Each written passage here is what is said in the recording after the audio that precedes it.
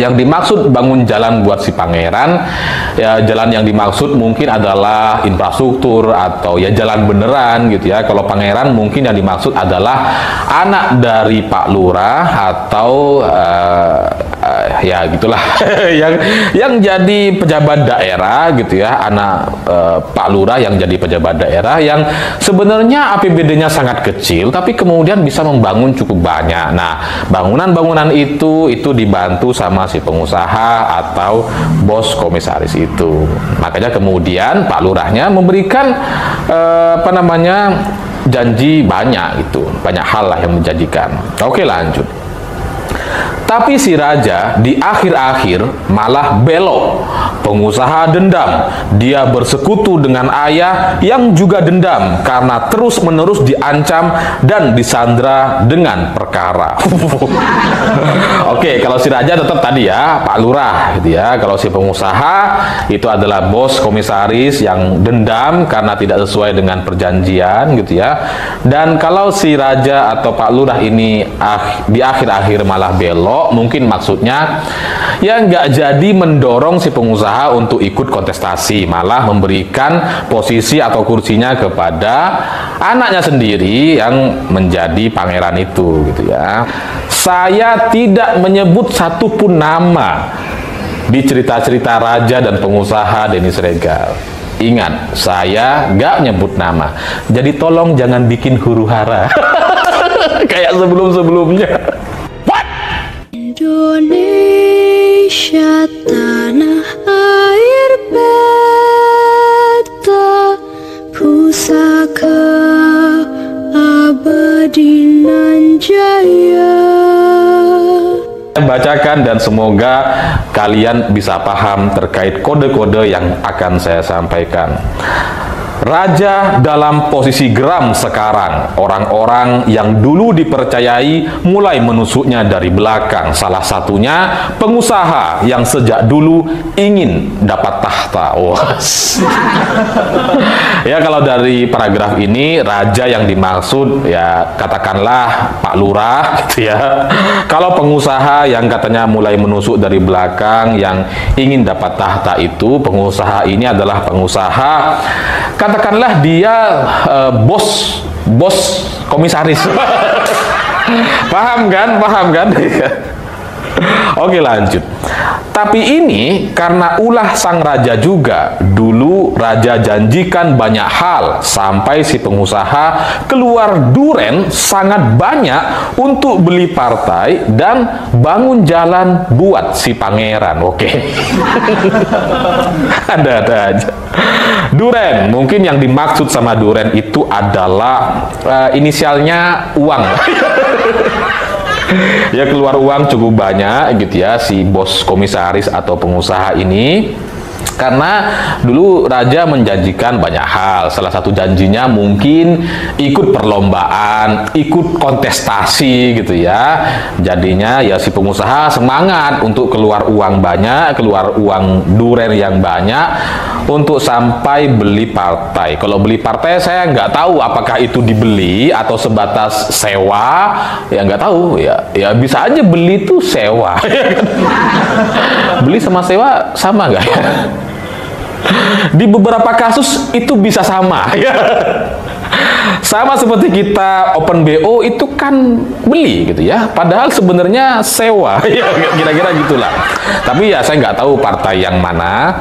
Sebenarnya saya tahu, tapi ya anggapnya saja saya nggak tahu gitu kan.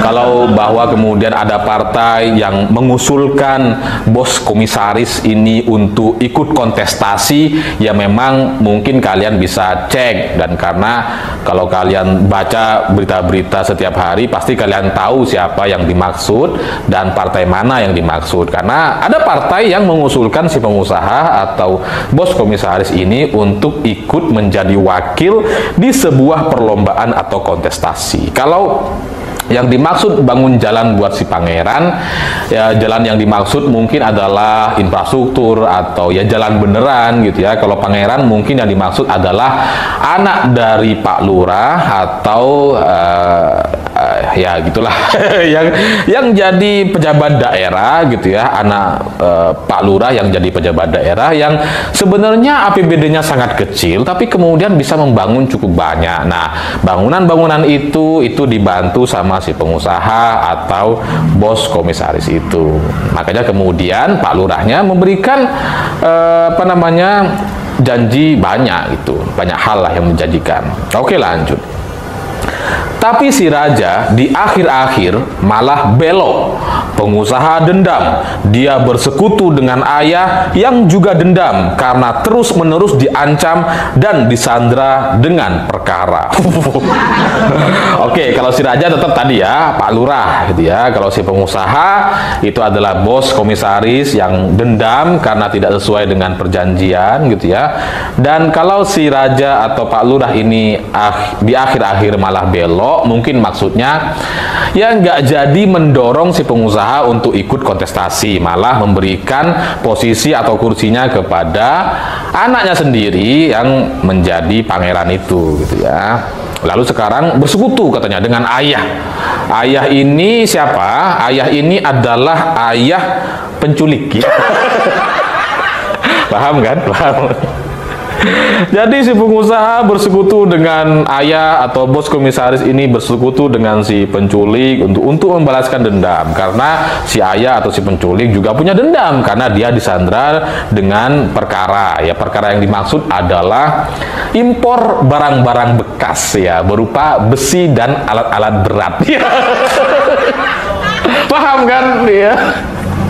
Ya, saya dengar kabar sih itu Pak Lurah katanya murka sekali dengan impor yang besar dengan biaya yang sangat besar itu, dan tapi ya karena nggak punya pilihan, kalau dikasuskan nanti anaknya nggak jadi maju gitu ya, jadinya ya nggak diproses sampai sekarang. Tapi itu disandra ternyata menurut Denny Siregar. Oke, lanjut. Mereka akhirnya mencari cara, yaitu memasukkan perwira untuk hajar paman. Untuk hajar si paman. Tujuannya jelas, singkirkan pangeran di ujung jalan. Raja panik dan marah besar, lalu dia mengancam dengan ucapan, pengusaha jangan jadi politikus, fokus bisnis saja. Maksudnya ya pengusaha ya si itu, si bos komisaris itu. Oke. Di paragraf terakhir ini menurut saya adalah sebuah paragraf yang sangat-sangat jelas gitu ya. Perwira yang dimaksud ada, saya tahu kalau paman ya paman si pejabat daerah itu gitu ya, yang jadi ketua kelas. Dan tujuannya untuk singkirkan pangeran. Ini saya nggak yakin sih, tapi bisa saja kejadian gitu ya. Ya karena bisa saja memang disingkirkan di akhir gitu ya, atau tetap lanjut ya, kita nggak tahu apakah yang menang adalah sandra atau ancaman dari si perwira, mana tahu gitu ya. Kalau si paman dalam posisi terancam dan perwira dalam posisinya menang gitu ya, ya mungkin bisa berakhirlah langkah-langkah politik si pangeran. Jadi bagi saya gitu ya, meskipun cerita-cerita ini sangat dekat dengan kita semua, sangat real seolah-olah sebuah gambaran politik yang ada di negara kita, tapi bisa saja itu hanya kebetulan belaka. Ya namanya Denny Siregar, dia nulis cerita di Twitter, masa nggak boleh? Cerita raja dan pengusaha kan ya boleh-boleh aja gitu kan, nggak harus real, nggak harus berkaitan dengan situasi politik tanah air kan. Ya bisa aja itu memang bagian dari cerita dia, mana tahu dia mau bikin film lagi Mas Denny gitu kan, mau bikin film raja. Tapi ini saya ikut nih nanti kalau bikin film. Ada cerita menarik dari pegiat media sosial Denny Siregar yang membuat para netizen penasaran siapa yang dimaksud dalam ceritanya di akun Twitternya. Jadi bisa saja imajinasi atau tafsiran saya yang baru saja saya sampaikan dari cerita Denny Siregar itu hanya sebuah kebetulan. Bisa saja salah, bisa juga benar gitu. Bisa juga salah sih. Jadi bisa saja itu semua hanya kebetulan belaka. Bahwa itu sangat mirip dengan kejadian akhir-akhir ini, Ya mungkin memang kejadian, mungkin hanya kebetulan gitu ya. Tapi pada intinya saya melihat ada teman saya, si pakar jalur Mas Dumdum, itu juga posting di akun IG-nya gitu, yang kemudian mengaitkan cerita Denny dengan fotonya Erick Thohir gitu. Ya karena kebetulan tadi pagi itu Erick Thohir itu posisi duduknya dengan presiden atau dengan Pak Jokowi itu agak unik gitu ya, karena di antara presiden dengan Erick Thohir itu ada kopi dan jajan ya. Padahal ada kursi di situ gitu, padahal ada meja di situ. Kenapa kopinya ditaruh di kursi? Ya mungkin posisi kopi hari-hari ini lebih penting dibandingkan posisi menteri. atau ya itu kopinya Pak Erick ditaruh di situ gitu ya. Kalau kopinya Pak Jokowi kan ya dipegang ada di meja gitu ya. Mungkin itu kopinya Pak Erick, mungkin memang Pak Erick pengen naruh di kursi aja, bebas gitu. Masa bos Inter Milan, mantan bos Inter Milan nggak boleh naruh kopi di kursi sih? Kan mampu Pak Erick beli kursi. Kalau cuma kursi mampu dia gitu ya. Jadi ya sekali lagi mungkin itu hanya kebetulan belaka dan nggak ada hubungannya sama sekali. Kalau soal si Mas Dumdum atau pakar jalur itu memang dia suka imajinatif orangnya gitu kan. Jadi saya pikir itu nggak ada hubungannya lah. Tapi menarik bagi saya soal cerita Perwira gitu ya, karena ini ada kaitannya dengan cerita akhir-akhir ini yang kemudian ini bisa bisa terlihat jelas bahwa itu kayaknya memang sedang terjadi. Tapi ya kembali lagi, bisa saja itu hanya kebetulan belaka. Saya ingin lompat saja kepada cerita yang lain yang tidak ada hubungannya dengan cerita Denny Siregar tadi gitu ya. Nggak ada ini, nggak ada hubungannya sama sekali. Ini cerita baru nih ya. Jadi soal Majelis Kehormatan Mahkamah Konstitusi atau MKMK.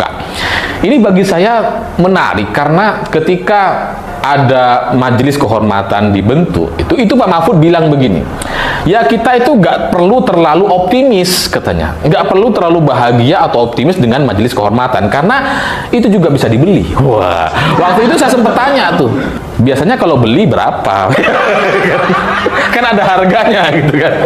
Cuma Pak Mahfud ketawa-ketawa aja gitu. Jadi ya waktu itu Pak Mahfud sempat bilang jangan terlalu optimis. Tapi setelah Jimli Asyidiki menjadi Majelis Kehormatan Mahkamah Konstitusi, ini kemudian Pak Mahfud berkomentar lagi.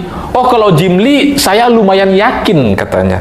Lumayan berintegritas dan saya yakin putusannya nanti akan adil dan jujur.